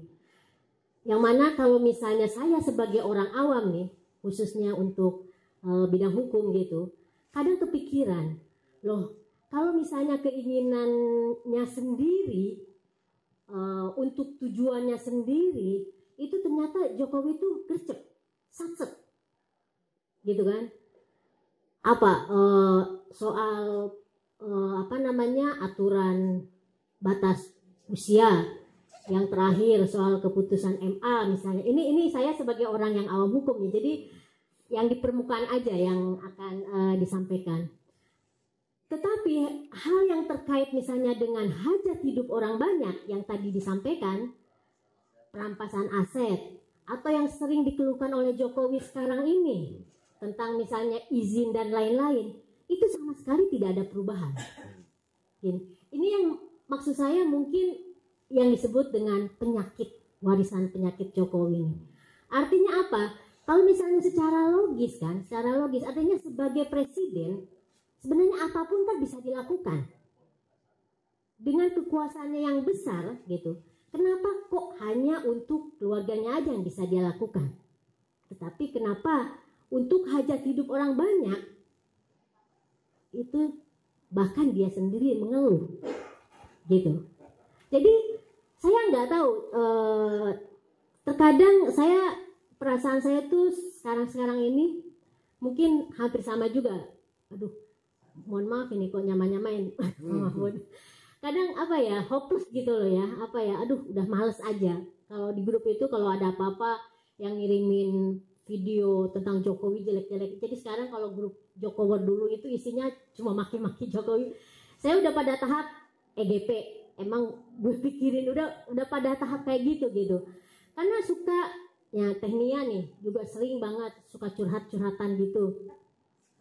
Karena sekarang ini kayak bingung juga, apa karena mungkin kita sadarnya itu terlambat ya, sehingga untuk mengembalikan diri kita untuk mau ngapain, terus mau bikin apa, gimana, itu kadang aduh kayak gagap mau mulai dari mana. Ya akhirnya seperti yang tadi disampaikan oleh Pak Mahfud, udahlah yang bisa kita lakukan ya kita lakukan saja. Nah tapi kalau kita mikirnya seperti itu, gimana kita mau melawan atau gimana kita mau mengubah apa yang kita galaukan sekarang? Kalau misalnya katakanlah jangan-jangan ini mungkin klaim saya aja ya, jangan-jangan semuanya mikirnya begitu. Karena kegagapan kita juga kan. Dan saya nggak tahu apa karena kita mulainya dari yang kita bisa kita lakukan apa, dan mungkin kita berharap nanti di satu titik, di satu saat mungkin kita akan ketemu yang itu mungkin bisa menjadi sebuah gerakan yang kita harapkan bisa mengubah apa yang kita tadi bilang, warisan penyakit Jokowi ini bisa kita sembuhkan. Itu aja. Terima kasih. Terima kasih, Kanong. Saya kira tuh dalilnya juga ada, selawatannya juga ada Guntur ya, soal gitu ada. Iya. Oke. Mungkin berikutnya ada teman kalau tidak mahasiswa ya dari kalangan kampus lainnya. Ada dong. Ada Mas Prastowo tuh. Oke. Terhalang pilar dari kalangan akademik ada Justinus Prastowo dan saya kira Arif Susanto juga ada dong. Salah satu, siapa dulu? Silakan. Oke, silakan Mas Justinus Prastowo. Mas Pras ngasih mikrofonnya. Oh iya, silakan Mas Arif. Silakan. Oh situ, oke. Ya, assalamualaikum, selamat malam teman-teman semua. Prof, saya Arif Susanto. Saya mulai dulu dari, saya mau ngomong pesimisme tapi nggak enak tadi, Kak Nong. Skeptisisme lah ya, agak lunak dikit ya. Skeptisisme itu tadi. Saya pikir skeptisismenya Kak Nong tidak berdiri sendiri, itu ada di banyak tempat. Tapi saya mau mengatakan begini, Prof, teman-teman semua. Pendekatan struktural untuk menyelesaikan problem struktural, terutama dalam konteks politik dan hukum, itu saya bisa bilang sudah gagal. Undang-Undang Cipta Kerja yang tadi disebut oleh Prof. Mahfud, itu kan setidaknya naratif yang sampai ke kita ya, dimaksudkan untuk menyelesaikan problem sengkarut hukum. Dan ternyata justru menimbulkan problem hukum yang lebih kompleks gitu ya. Bahkan saya bisa mengatakan bahwa legislasi dan instrumentalisasi hukum itu sudah menjadi bagian dari apa yang sering disebut sebagai inovasi otokratik. Ya, jadi modelnya bukan represif seperti Soeharto dulu misalnya, gitu. Walaupun itu juga secara selektif masih terjadi sampai hari ini, tetapi hukum itu digunakan sebagai sebuah instrumen untuk melakukan tindakan-tindakan otokratik. Itu dari sisi hukum. Dari sisi politik, kita semua percaya bahwa demokrasi itu kan memberikan kesempatan pada banyak orang, antara lain lewat pemilu, untuk menyelesaikan problem-problem politik. Tetapi hari ini kita bisa melihat ini argumen yang dikembangkan oleh Gibran dan kita semua paham. Ya, yang milih saya kan rakyat. Prabowo juga mengatakan yang milih saya juga rakyat gitu ya. Jadi ya sebagaimana politik sudah bangkrut, hukum juga bangkrut. Terus bingung kan tadi dari mana? Nah, kan ada dua yang belum kita coba ini. Yang satu saya setuju tadi Prof. mereka berantem sendiri. Kalau melihat salah satu episode kebangkrutan Orde Baru, itu kan antara lain dimulai ketika Murdani keberatan ya terhadap pencalonan Sudarmono, seingat saya, dan Trisutrisno kemudian gitu ya. Jadi kemungkinan bahwa ada keretakan di dalam, saya sih melihatnya bukan sekadar Jokowi ya, tapi ini tatanan politik yang acak adul ini. Keretakan dari dalam itu sangat mungkin terjadi, terutama pasca Oktober 1. Kemungkinan kedua, di belakang Prof. Mahfud itu ada gambar yang sangat bagus. Nah, saya percaya bahan bakarnya sudah mulai banyak disiramin gitu ya. Ekonomi yang tadi disebutkan makin memburuk gitu ya. Dan salah satu skenario yang mungkin terjadi adalah kalau kita jorokin aja Jokowi sekalian. Jadi besok-besok bukan cuma Gibran jadi wapres, Kaisang jadi gubernur, Bobi jadi gubernur, dan itu semua gitu ya. Dan makin mudah telunjuk kita mengarah ke situ gitu ya. Dan bukan tidak mungkin itu adalah bahan bakar untuk, saya sih nggak berharap, tapi gambar ini saya pikir harusnya dikirim ke istana supaya itu nggak terjadi. Terima kasih. Terima kasih Mas Arief. Ada gambar ini sebetulnya di sana. Udah pernah dikirim juga. Baik, Prof. Mahfud ada 3 tadi ya. Nanti yang berikutnya ya, untuk lebih, saya harap kita lebih tajam lagi berdiskusinya. Tadi Arief Susanto menyebut tentang perseteruan, itu zaman Orde Baru, menjelang sidang umum MPR tahun yang pertama tahun 88. Yang kedua kemudian adalah sidang umum MPR tahun 93. Dan berikutnya memang juga memanas. Ini yang mengikuti dalil atau fikihnya NU nih. Gitu. Semoga mereka di kalangan kaum zolim akan saling bertarung dengan kezolimannya. Gitu. Sehingga nanti yang dapat benefitnya adalah umat. Begitu kira-kira Prof ya. Dari tahun 83, 88, 92, kemudian yang disebut umat itu menikmatinya 98. Jadi memang butuh kesabaran juga. Untuk mengikuti fikihnya NU memang butuh kesabaran ya, kayak gitu lah. Silakan Prof, 3 ini tadi. Ya disclaimernya ya saya tetap merasa belum ada jalan yang pasti kita lalui karena kesulitan ya tadi digambarkan bahwa Mas Winarko gemes sudah 9 bulan di Jakarta lalu mengonfirmasi ternyata yang diisukan di daerah itu terjadi juga di Jakarta, yaitu saling setor dari bawah ke atas gitu. Tadi pertanyaannya, kalau ikan busuk itu pasti dari kepalanya, mestinya diperbaiki dari kepala. Nah ini yang mau memperbaikan dari kepala nih yang tidak ada yang berani, tidak ada ikannya. Ya kepala yang harus memperbaiki juga, kepala yang harus memperbaiki juga kena BPK misalnya. Memperbaiki apa? Dia juga udah korupsi juga. Itu sudah masuk penjara kan. KPK misalnya sama saja, Kejaksaan Agung sama saja, KPU itu kepala-kepala semua dari sebuah ikan-ikan yang banyak. Lalu mau memperbaiki kepala ikan yang besar lagi gimana gitu.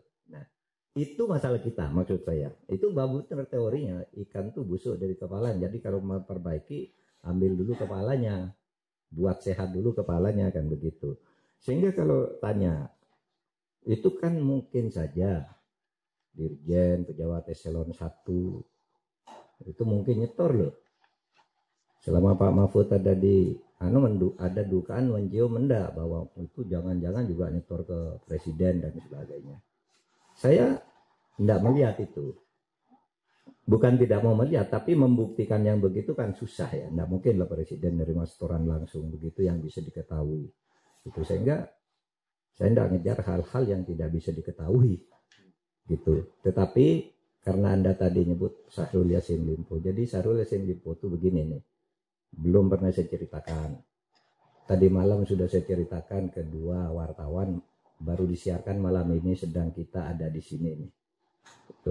Satu ke Don Bosco itu TV Nusantara, lalu Kompas TV Rosi sekarang sedang menyiarkan ini. Kenapa saya baru bicara ini sekarang? Karena sudah divonis, saya tahu hari ini divonis, sehingga tadi malam bicara tidak apa-apa. Jadi Yassin Limpo itu juga kebetulan bahwa dia tertangkap. Karena saya secara kebetulan juga sedang melakukan sesuatu. Jadi begini, pada akhir September itu saya didatangi oleh seseorang. Akhir September saya belum cawapres, gitu. Pak Mahfud, ini calon wapres nomor sekian, ini sebentar lagi akan tersangka oleh KPK. Jadi pasangan, karena ada dua pasangan waktu itu yang sudah muncul kan. Itu. Ini Pak ini nih mau ditahan minggu depan oleh KPK. Wah, saya bilang, saya sebagai Menko Polhukam, kalau itu politis tidak boleh terjadi. Ini kan sudah dideklarasikan mau jadi cawapres. Gitu. Waktu itu saya belum cawapres. Di rumah saya sedang ada Saiful Mujani ketika itu. Pak Saiful Mujani juga, jangan sampai terjadi itu Pak, kacau itu. Gitu. Lalu saya telepon KPK. Apa betul Anda mau nangkep seorang yang sudah deklarasi calon presiden? Kacau loh pemilu ini. Kalau tangkap harusnya dulu atau nunggu 4 bulan lagi ini kan selesai, saya bilang waktu itu. Nah, terus Bapak, saya mau menghadap Bapak besok. Menghadap. Saya tanya, betul Anda mau tangkap itu? Pak, kalau di media kami tidak ada. Loh, tapi ini A1 loh saya dapat. Ya bisa saja katanya, karena kalau kami ini komisioner ini biasanya kalau ada usul untuk paparan, ya, untuk apa namanya, gelar perkara. Kalau untuk gelar perkara diusulkan hari itu juga lalu memenuhi syarat, bisa saja langsung tersangka gitu. Tapi sampai hari ini tidak ada. Tapi ini beritanya kok begini. Kalau di kami tidak ada, tapi bisa saja besok ini diusulkan kalau ada yang main di bawah. Oke, saya bilang jangan, kalau itu ada ditahan dulu. Ini pemilu.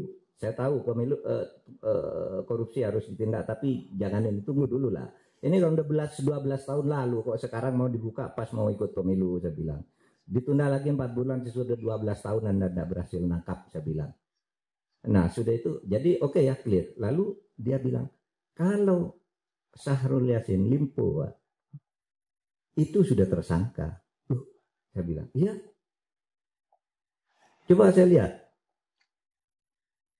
Ininya, surat tersangka. Surat tersangkaannya itu bertanggal 26 September. 26 September itu yang tanda tangan 4 orang. Firly tidak ada. Yang tanda tangan itu Gufron, Nawawi, terus Tana, terus Alex Marwoto. Pak Firly kok tidak ada. Firly tidak ada. Oke. Nah, besoknya ada berita Syahrul Yassin Limpo hilang di sebuah bandara, menghilang. Sekjennya tidak tahu, ini tidak ada. Nah, lalu otak saya berjalan, mungkin ini karena dia mendengar kalau dia tersangka. Sehingga dia mau pergi dulu agar diselesaikan secara adat dulu di Indonesia baru mau pulang. Itu dugaan nakal saya sebagai mantan hakim. Saya menghadap presiden biasanya, Pak Syahrul Yassin menghilang. Kemana? Ya itu yang seperti baca di berita, katanya ke Spanyol lah, kemana-mana gitu. Hah? Enggak, terus bilang, Pak, tapi itu sudah tersangka loh Pak, saya bilang. Itu sudah tersangka, udah ada suratnya ke Bapak, ini tanggal 26. Oh iya katanya. Ya sudah, boleh Pak saya mengumumkan. Ya umumkan aja, itu kan hukum katanya. Lalu saya bicara, begitu keluar dari presiden, dia sudah menghadap presiden, Syahrul Yassin Limpo sudah tersangka. Tidak bisa lari, kalau lari akan dikejar oleh Interpol juga. Dan tidak mungkin lari karena dia menteri. Menteri itu pastilah ada kedubes, ada antar pejabat negara, menteri. Nah, kenapa saya ngomongkan itu? Kenapa saya ngomongkan itu? Karena kalau ini tidak diumumkan, bisa terjadi lagi, cincai lagi. Karena begini, yang saya ketemu dengan orang KPK itu, ya. Dan besoknya kan betul pulang tuh. Hanya sehari saya ngomong, besoknya udah datang dan langsung menghadap KPK dan macam-macam terus tersangka gitu. Karena tanggal 26 sudah tersangka. Tapi cerita yang aneh sampai sekarang, kenapa yang tanda tangan 4? Kok Firly tidak ikut tanda tangan? Nah begini ceritanya, saya tanya kenapa tanda tangan 4? Gini Pak katanya, Syahrul Yassin Limpo ini sudah menjadi tersangka sejak bulan Juni. Tapi Pak Firly tidak mau tanda tangan. Oleh karena Pak Firly tidak mau tanda, setiap kami ditanya belum, setiap kami tanya belum sejak bulan Juni. Pak Firly bulan September ke Korea. Ya, yang berempat nih tanda tangan, kalau itu tanda tangan aja ini, mumpung Pak Firly tidak ada. Karena kalau ada Firly ditahan lagi. Menurut aturan internal KPK, kalau satu orang ketua sedang, satu orang komisioner sedang di luar negeri, maka boleh ditandangani oleh yang ada di dalam negeri asal tidak kurang dari 3 orang. Tanda tangan. Nah itu yang saya ungkap ke publik nih tanggal 26. Saya bilang, nggak bisa lari, pulang dia, pulang tangkap. Nah di sini ikan yang jadi tanda tanya. Kenapa Firly tidak mau tanda tangan? Ya kan? Jangan-jangan benar tuh yang kata Yassin Limpo karena sudah cincai sebelumnya.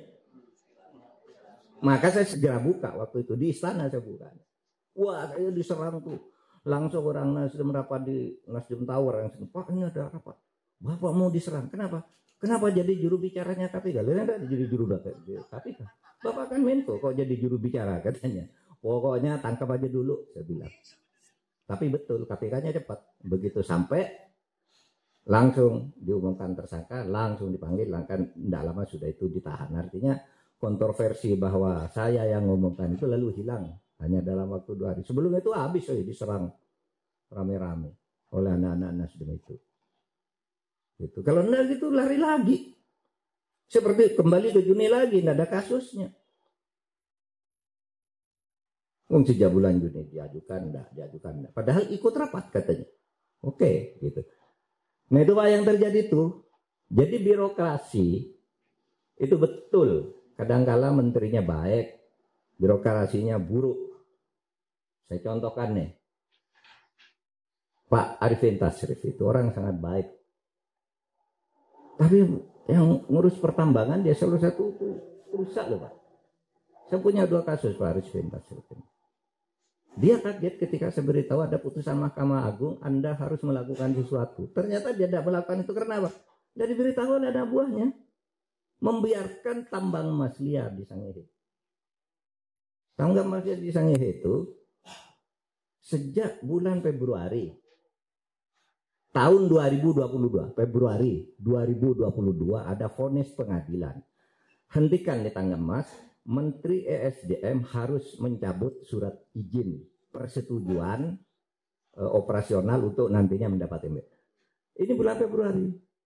Menteri Kemenko SDM naik banding sampai akhirnya Mahkamah Agung memutus bulan Januari 2023 harus cabut Menteri SDM. Menteri SDM tidak cabut sampai bulan Juni. Penambangan emas liar terjadi. Saya ngirim tim ke sana. Ayo. Pak, laporan nih. Pak, waktu saya ke sana, penambangan emas liar tidak ada. Tapi kami yakin terjadi penambangan emas liar karena kami tahu di situ ada mobil-mobil berat pengangkut tanah, pengangkut tambang itu. Waktu kami datang ada operasi. Oke. Apa yang kamu lakukan? Kami tidak pengintai di sana. Pulang. Besoknya ada laporan, Pak ini sudah beroperasi lagi. Kemarin katanya tidak ada. Nah, lalu kenapa ini kok tidak bisa dihentikan? Karena Menteri ESDM belum mengeluarkan surat pencabutan yang diperintahkan oleh MA. Yang itu ternyata sudah 1,5 tahun vonisnya, atau kalau dihitung dari inkrahnya di MA sudah 8 bulan. Saya panggil nih Menteri ESDM ini, saya panggil dirjennya, kenapa Anda dikeluarkan? Oh iya Pak, ini kami Pak sibuk aja Pak. Ini besok lusa sudah akan, waktu itu akhir pekan. Besok nih awal pekan depan kami letakkan meja langsung keluar. 2 minggu, 3 minggu udah keluar. Saya suruh datang. Setelah saya datang itu Dirjen dan Biro Hukum, kenapa kok belum keluar nih perintah Mahkamah Agung? Udah harusnya perintahkan hari ini, keluarkan hari ini pencabutan itu. Datang ke sana, Pak, maaf katanya. Sekarang untuk mencabut surat seperti itu harus dilakukan oleh Menteri Investasi, oleh Pak Bahlil. Saya telepon saat itu juga, Mas Bahlil, kamu tuh harus mendatangkan surat apa bang? Katanya, dipanggil abang. Surat apa bang itu? Itu loh pencabutan surat izin persetujuan untuk eksplorasi lakukan langkah untuk emas di Sangihe itu. Enggak ada bang di tempat saya katanya. Coba saya cari dulu, nelpon lagi. Enggak ada, itu bukan urusan saya. Oke. Saya langsung telepon Pak Arifin Tasrif. Pak Arifin, ini ada surat ini Anda harus keluarkan. Tidak, katanya itu sudah ada di meja Anda. Oh iya katanya, saya belum tahu gitu. Habisnya saya ketemu langsung di KTT ASEAN. Di KTT ASEAN, Pak Arifin, Pak Menko, betul Pak Menko katanya. Betul Pak Menko. Yang salah anak buah saya katanya. Saya tidak diberitahu ada gitu. Hari ini juga saya perintahkan tanda tangan. Besoknya baru keluar. Jadi yang urusan ini birokrasinya di bawah ini, bukan menterinya. Ada yang begitu. Ada yang begitu, ada juga yang menterinya yang nyuruh. Tapi enggak, maksud saya birokrasi itu sudah begitu busuknya. Sudah ada orang seperti Bu Sri Mulyani kurang apa baiknya? Gitu. Baik gitu. Kasusnya apa lagi? Nah, di bawah. Kalau saya rapat ke Bu Sri Mulyani, Bu inilah Bu Anu. Iya. Lalu dibilang tuh di depan saya, kamu besok kalau rapat dengan Pak Mahfud kamu enggak usah datang, kamu kan terlibat katanya. Tapi datang juga. Kurang baik apa Sri Mulyani, saya bilang. Itu teman baik saya, perjuangan saya, dan kami saling mengerti, selalu mengeluh tentang korupsi dan gitu. Jadi di bawah Pak ini, yang harus dibongkar ini birokrasi kita.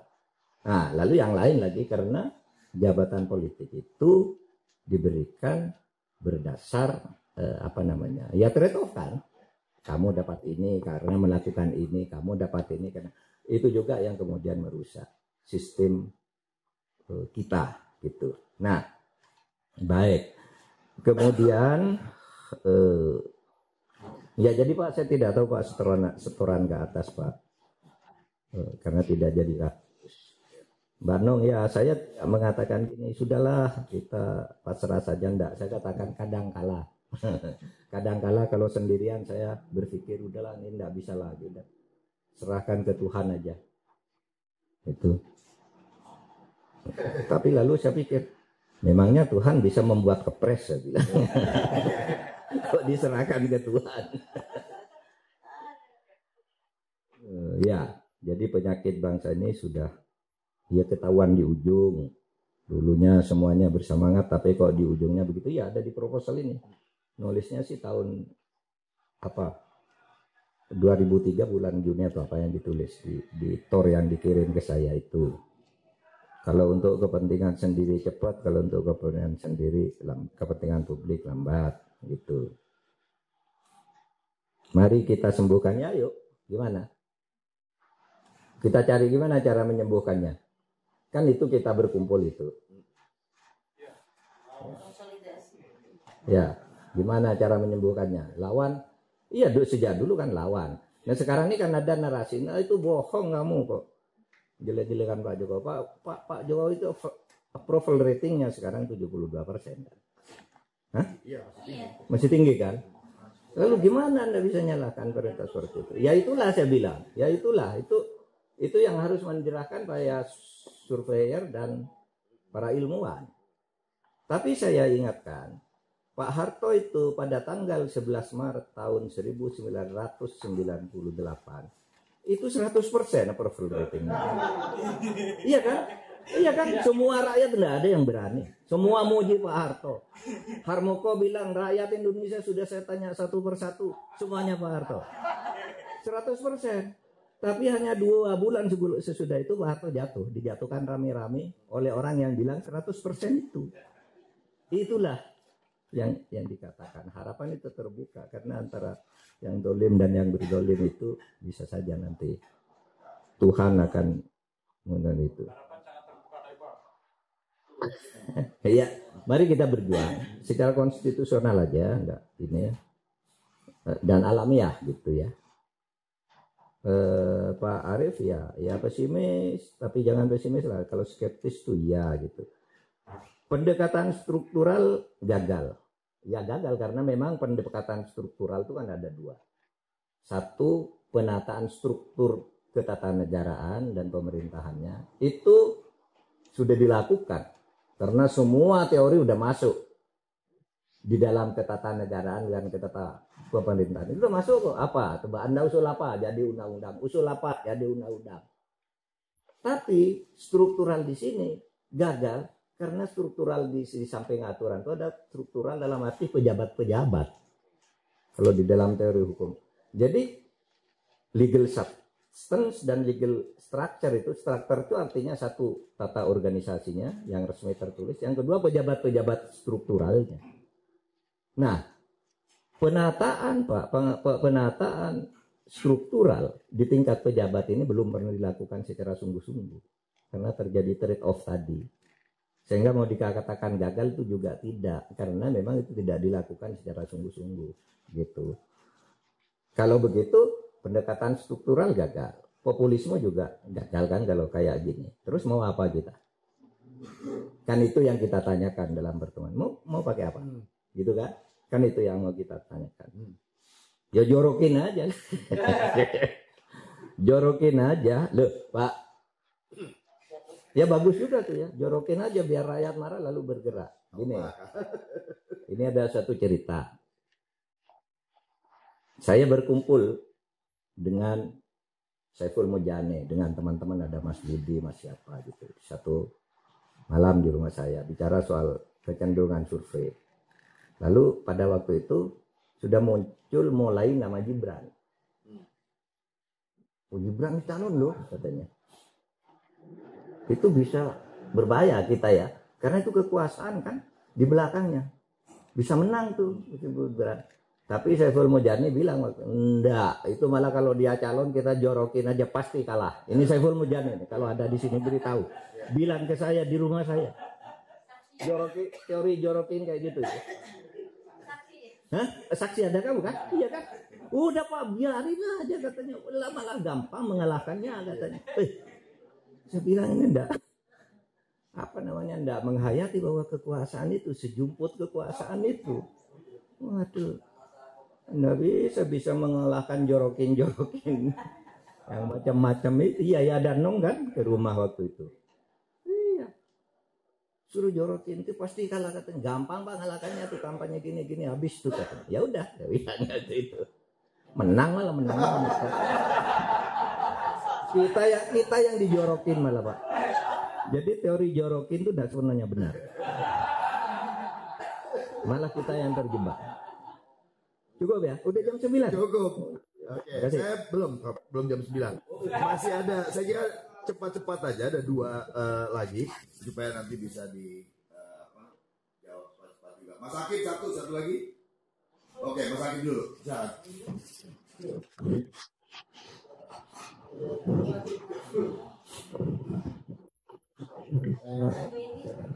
Oh ya, oke.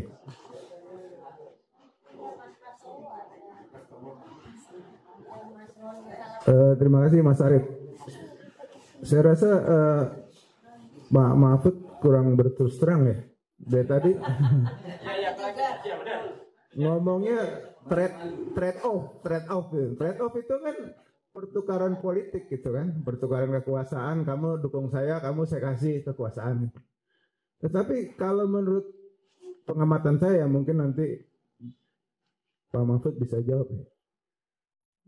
Saya sampai hari ini masih percaya bahwa Pak Jokowi nggak korupsi, nggak ada setoran. Saya merasa gitu ya. Orangnya sederhana, ya mungkin ada orang ngasih sedikit-sedikit ke anaknya, tapi ya nggak banyak gitu ya. Mungkin ya. Tapi kalau menurut saya Pak Jokowi itu tidak korupsi, orang bersih, tetapi dia permisif sama korupsi. Mirip Pak Harto sebetulnya. Bagi-bagi gitu ya. Jadi seandainya dia mungkin dia punya begitu banyak data orang yang korupsi siapa gitu. Itu cuma sebagai bahan, bukan untuk ditindak. sekali waktu dia butuh sesuatu, ini kamu punya ini kan. Jadi semua orang nurut gitu loh. Karena semua orang nurut, apa yang diinginkan Pak Jokowi itu disetujui. Mau sama menteri ke, sama partai politik ke, sama DPR, karena dia udah punya itu semua. Itu memberikan kesempatan semua orang untuk korupsi demi kekuasaan. Itu teori politik yang baru kalau menurut saya itu harus, kalau mau jadi presiden berikut agar aman, pakai teori itu the best. Itu Soeharto yang lebih tinggi tingkatnya gitu. Terima kasih. Terima kasih Mas Akib. Saya kira ini nasibnya akan sama dengan nasib teori Jorogin aja. Jawabannya akan sama nasibnya. Tapi saya tunggu satu lagi, mungkin ada. Ya, silakan. Iya, biar disorot ini Om. Nugroho Dewanto. Biar masuk TV. Ya, disorot. Ya, makasih. Tadi kalau ada harapan, saya lihat di forum ini gitu ada perubahan. Mungkin kuartal pertama tahun depan, ya itu kemungkinan dolar tuh bisa meroket, bisa sampai 17.000, dan kalau bisa 17.000 itu ambles ke 19.000, 20.000 gampang sekali. Itu ada hubungannya dengan pemilihan presiden di Amerika. Dua-dua calon presiden itu mau bikin ekonomi Amerika tumbuh. Trump mau potong pajak. Biden mau government spending, belanja pemerintah. Dua-duanya akan bikin ekonomi Amerika tumbuh, tapi konsekuensinya adalah inflasi juga tumbuh di Amerika. Inflasi tumbuh itu nanti the Fed, Bank sentralnya Amerika, akan menaikkan suku bunga. Suku bunga dolar naik, dolar pulang kampung, rupiah jebol. Kira-kira begitu. Tapi ini kan peluang kalau mau bikin perubahan. Sekarang ya terserah kitanya. Kitanya mau berubah apa enggak. Tadi yang saya lihat gitu ya terus terang sih saya kalau lihat situasi sekarang, rakyat kita gitu, tetap pesimis meskipun ada peluang untuk bikin perubahan itu kuartal pertama tahun depan gitu ya. Karena apa, saya pikir Jokowi itu dia cuma menunggangi aja kok. Dia penunggang yang lihai. Dia menunggangi PDIP, dia menunggangi kita semua yang ada di ruangan ini dulu yang jadi pendukung dia gitu ya. Dia menunggangi kondisi rakyat. Rakyat seneng kok, tangan di bawah terima apa-apa dia kasih bansos. Rakyat seneng kok milenial Gen Z seneng joget-joget, dia kasih joget gemoy gitu kan. Itu yang terjadi. Jadi kalau rakyatnya seperti itu, tadi juga dibilang masyarakat sipilnya ya mohon maaf kalau menurut saya ya media yang benar ya tinggal segelintir. Aktivis LSM yang benar juga tinggal segelintir. Ya kan? Kemudian juga apalagi akademisi profesor yang benar juga tinggal segelintir gitu loh. Agamawannya senang tambang, dikasih tambang senang gitu kan. Jadi itu, jadi tinggal tergantung kita ini mau berubah apa enggak. Peluangnya ada kuartal pertama tahun depan. Itu aja, makasih. Makasih Mas Dede. Iya, agamawan itu pengen sehat, tarik tambang maksudnya. Silakan Prof. Saya rasanya sudah terus terang sih, bahwa saya tidak tahu, nggak boleh loh secara hukum. Mungkin Pak Mahfud tahu ada setoran, nggak tahu sih. Pasti seumpama pun ada, pasti dengan cara yang tidak bisa diketahui. Jadi saya tidak tahu, dan di dalam hukum tidak boleh kalau tidak tahu itu lalu mengindikasikan itu dan sebagainya. Betul tidak tahu. Ya mungkin saja sih kan banyak biaya-biaya yang kita lihat biasa ya begitu ya, dari mana ya duit kayak gitu ya, dan seterusnya. Kalau yang dinas negara, tapi kalau yang keluarga dan macam-macam gitu kan kita tidak tahu, dan sudah ada yang mengadukan ke KPK tapi tidak jalan juga. Namanya Ubaidillah yang mengajukan. Bahwa dia permisif. Nah, itu yang banyak menjadi analisis ya, bukan bukti analisis. Jadi orang-orang yang baik pun itu ditekan. Kalau kamu ndak ini, awas akan diginikan. Loh, saya kan bersih dari sudut uang, tapi kamu punya skandal ini, hancur kamu. Analisis. Dan saya mendengar ini, siapa yang dibekutukan, tahu? Karena saya juga tahu ada orang yang semula mendekat kami, lama-lama menjauh. Saya tanya, itu kenapa sih? Ya itu Pak, ditekan karena ada ini, yang ini karena ini, yang ini karena ini, tahu. Tapi itu kan gosip, analisis gitu. Saya tidak bisa sampaikan yang begitu. Kalau terus terang begitu, saya bisa ditangkap keluar dari sini. Mana buktinya kamu begitu? Nggak bisa Pak. Nggak boleh terus terang dalam hukum, bicara indikasi-indikasi, dan jangan nyebut subjek dulu sebelum resmi menjadi tersangka. Kayak Yassin Limpo itu saya mau bicara sudah lama, nggak mau saya. Bicaranya tadi malam, siarkan sekarang karena saya tahu hari ini akan divonis dan tidak akan, dan sudah divonis. Oke, saya bicara. Itu kan begitu kalau berhukum. Yang nggak tahu ya, yang kedua tadi bahwa kuartal pertama akan terjadi apa? Tapi saya begini, untuk tidak Mas, ada temannya Mas Prastowo itu, namanya Halim Alamsyah. Itu teman saya sekarang staf khusus Menteri Keuangan, mantan Deputi Gubernur BI, mantan ketua lembaga penjamin simpanan. Mas, kalau sekarang dolar naik menjadi 17.000, Indonesia nih kacau enggak Mas? Pemerintahan kacau? Enggak katanya. Enggak, cukup dana kita untuk enggak akan terjadi apa-apa. Kalau orang awam seperti kita, ini kalau naik sebentar lagi nih kacau. Zaman Orde Baru juga kacau karena jadi segini dolarnya. Sekarang enggak katanya.